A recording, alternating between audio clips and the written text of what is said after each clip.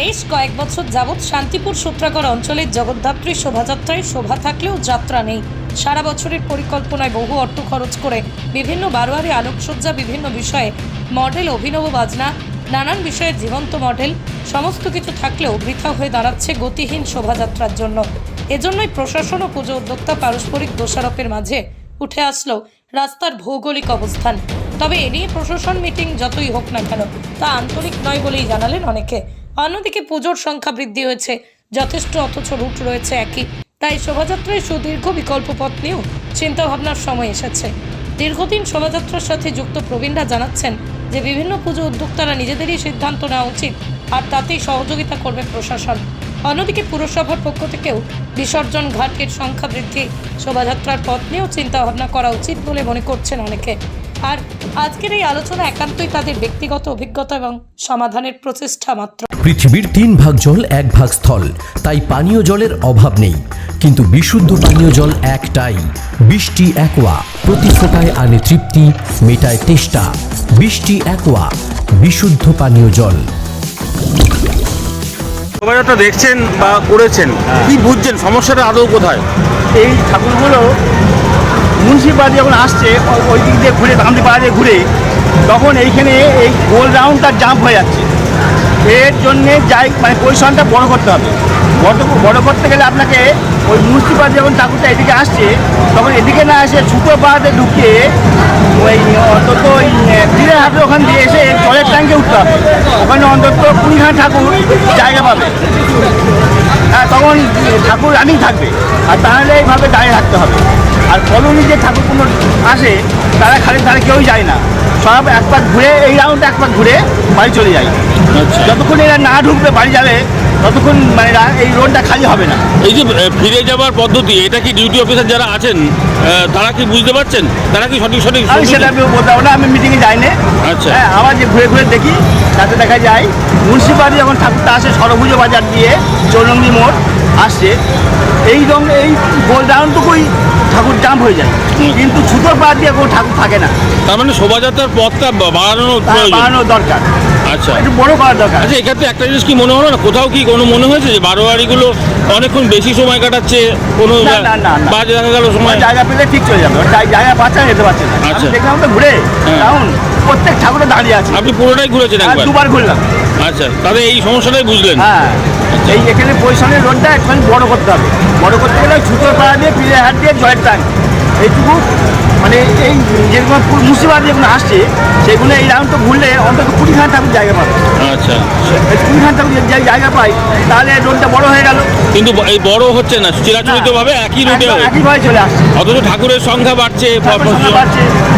আমি এইটা দেখছি। কি নাম আপনার? নবকুমার দালাল। কোথায় বাড়ি? কুশিমুড়িতলা।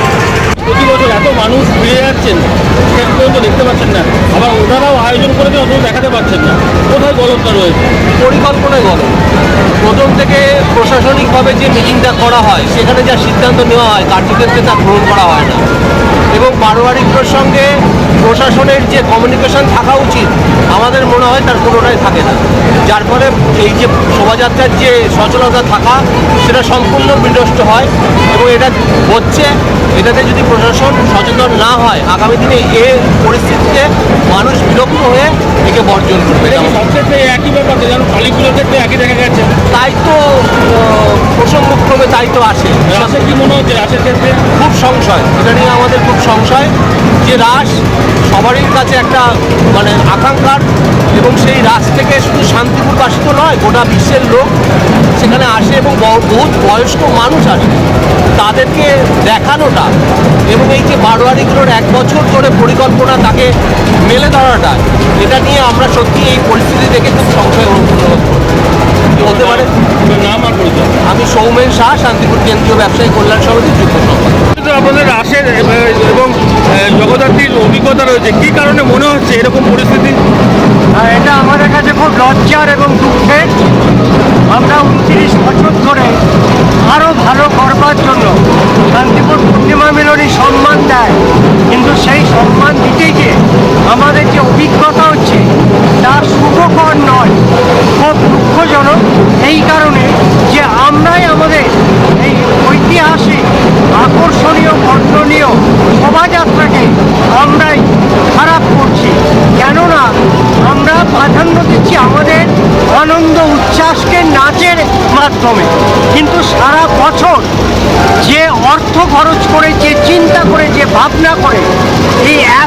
সুন্দর, এত নান্দনিক শোভাযাত্রা বিগ্রহ বারোয়ারিরা এবং রাসের বিগ্রহবাড়িরা বার করছে, করে তারা লক্ষ লক্ষ মানুষকে দেখাতেই পারছে না। এবং তার জন্য প্রশাসন পুরোপুরি দায়ী নয়। প্রশাসনকে আমরা অনুরোধ করেছি, এবার আবেদন করেছি যে প্রথম থেকে আপনারা প্রত্যেকটা শোভাযাত্রাকে চলমান রাখবেন। যত সামাজিক প্রতিষ্ঠান আছে তাদের ব্যবহার করুন, করে তাদেরও চলমান করাতে সহায়তা নিন।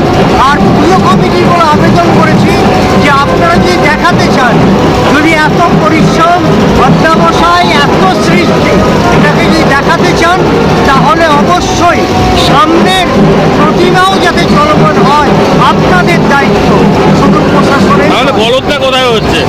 গলতটা হচ্ছে আমরা দাঁড়িয়ে যাচ্ছি, আমরা আমাদের প্রতিমা পার করে দাঁড়িয়ে গিয়ে আর এগোচ্ছি না। অনেকে বলছেন যে তারা যেতে পারছেন না, এমন সামনে অন্য ঠাকুর রয়েছে, যেতে পারছেন না, প্রশাসনিক ব্যর্থতা তুলে ধরছেন।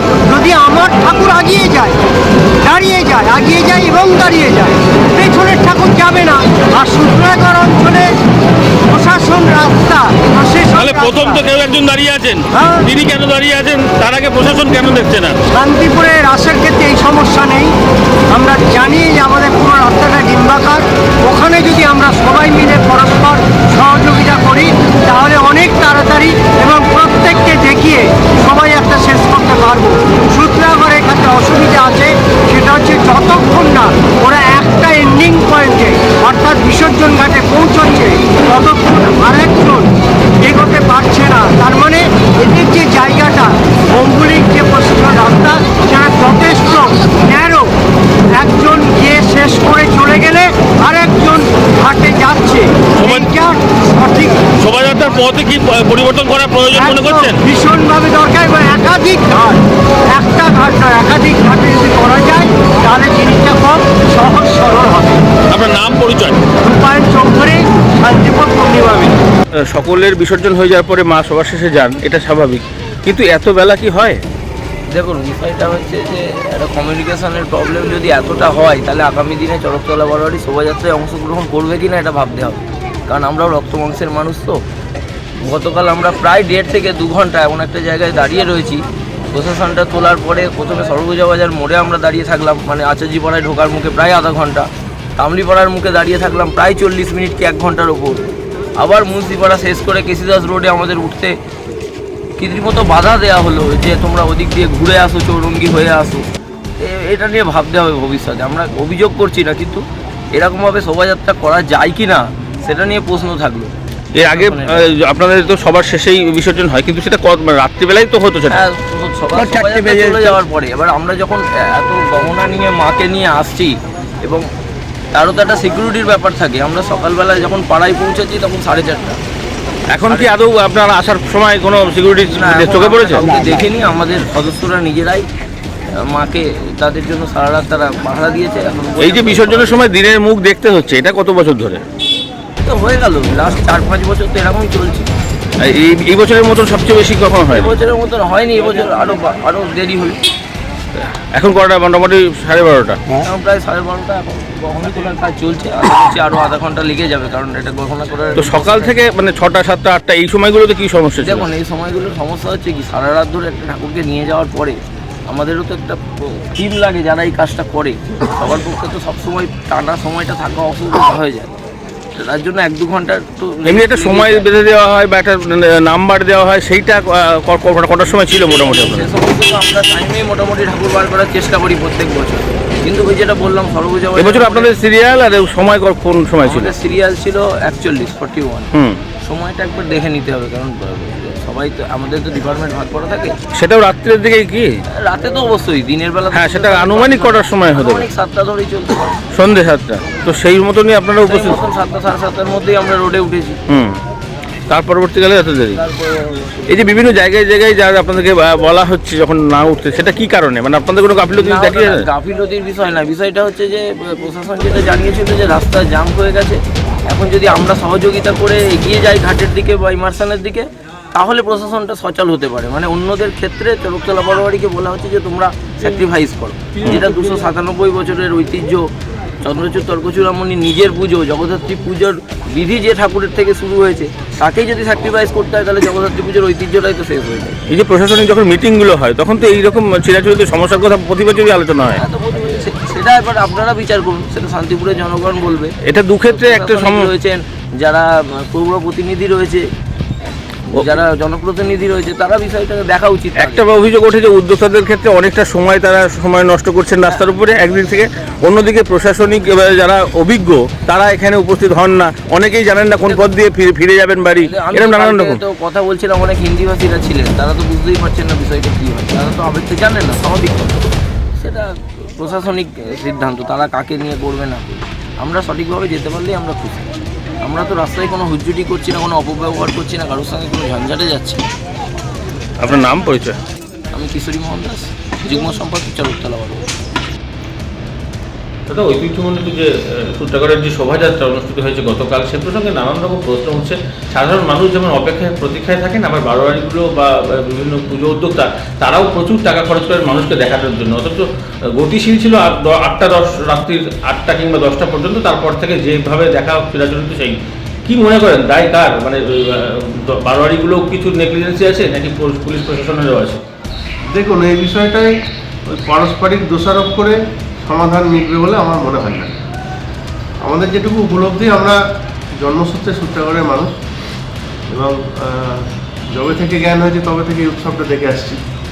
অনেক পরিকল্পনা দরকার, কারণ যুগের সাথে সাথে অনেক কিছু চেঞ্জ হয়েছে, অনেক ঠাকুরের সংখ্যা বেড়েছে, রাস্তা আগে যেটুকু স্পেস ছিল সেই স্পেসটাও অনেকটা বিভিন্নভাবে কমেছে। সেই কারণে অনেক পরিকল্পনা দরকার। বিশেষ করে আমি বলবো সূত্রাগড়ের সমস্ত পুজো কমিটিকে আহ্বান জানাবো যে আমাদের উৎসব, আমাদের নিশ্চিতভাবে একটা অর্গানাইজেশন দরকার যারা ঐক্যবদ্ধভাবে কাজটা করবে। যা বিগত দিনে হয়েছিল উৎসব কমিটি, যে কোনোভাবে সেটা রান করা যায়নি। আগামী দিনে যাতে এই সূত্রাগড়ের উৎসবটা একটা উৎসব কমিটির মধ্যে দিয়ে সুনির্দিষ্ট পরিকল্পনার মধ্যে দিয়ে এবং সমস্ত রকম প্রশাসনিক স্তরে সমস্ত রকম প্ল্যান প্রোগ্রাম করে যাতে উৎসবটা করা যায়, এই আহ্বান আগামী বছর আমার থাকবে সকলের কাছে। চেষ্টা করব আমরা সকলে যদি সংগঠিত হতে পারি তাহলে কিন্তু এই সমস্যার সমাধান হতে পারে।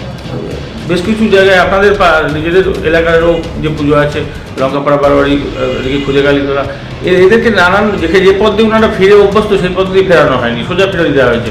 কেউ বলছেন, যেমন চরকতলা বারোয়ারি বলছেন যে তারা সঠিক সময় উঠেছেন, রীতি মেনে 295 বছরের রীতি যারা ফিরে আসবেন, মা আবার অধিষ্ঠান হবেন, সকলে বেরিয়ে গেলে আবার বেরোবেন, তাদেরকে পর্যন্ত বারণ করা হচ্ছে।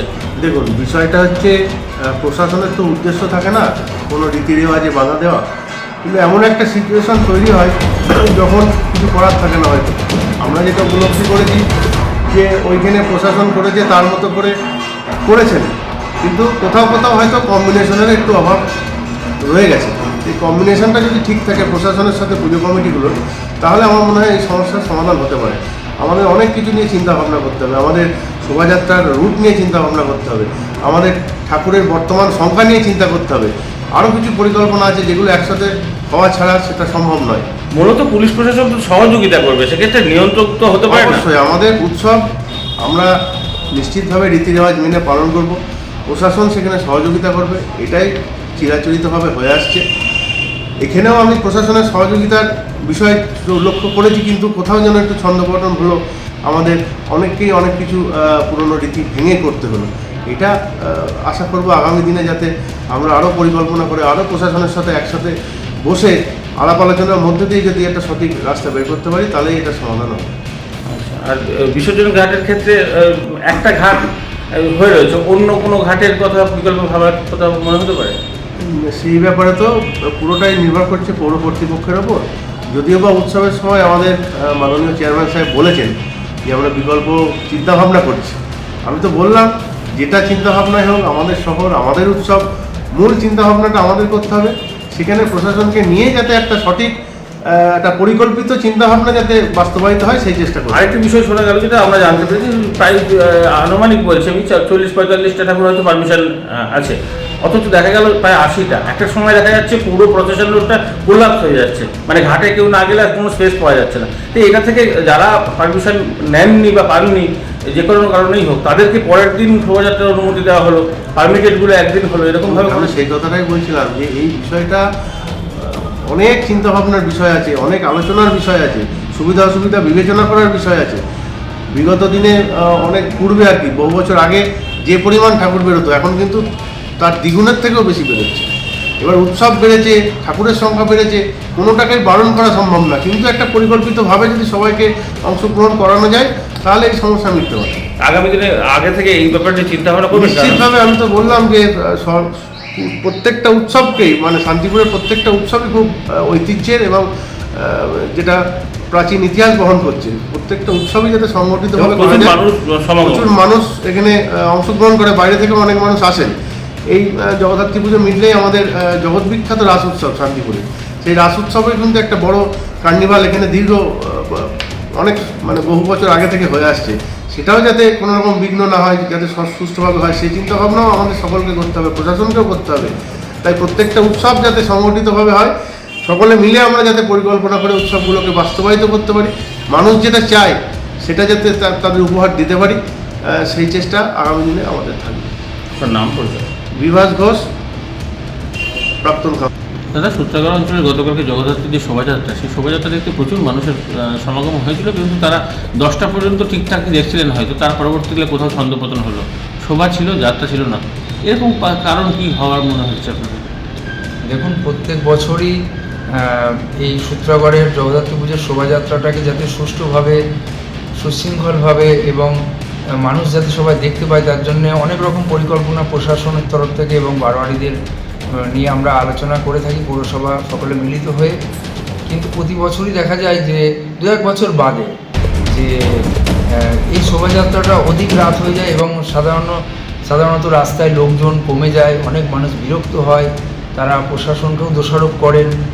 সত্যি কথা বলতে কি, সূত্রাগড় অঞ্চলের প্রধান যে কারণ হচ্ছে যে শোভাযাত্রার যে রুট, যে ভৌগোলিক আকার, এটা এই মুহূর্তে শোভাযাত্রা সূত্রাগড়ের যে এত বারোয়ারি ক্লাব বেড়েছে এবং তারা প্রত্যেকেই তারা বর্ণাঢ্য এবং বেশ বড় প্রশাসন করে থাকেন। আস্তে আস্তে রাস্তা তো আর বাড়ছে না, রাস্তা একই থেকে যাচ্ছে, বারোয়ারি বাড়ছে, তাদের আয়োজন আরও বাড়ছে এবং দেখা যাচ্ছে যে রাস্তা বললাম আমি, এবং অনেক ক্ষেত্রে দেখা যাচ্ছে যে অনেক বারোয়ারি তারা শোভাযাত্রা রুটেও এসে তারা শোভাযাত্রা তারা বেরোবে বলে তারা রেডি করে থাকে, এর জন্য একটু অসুবিধা হয়।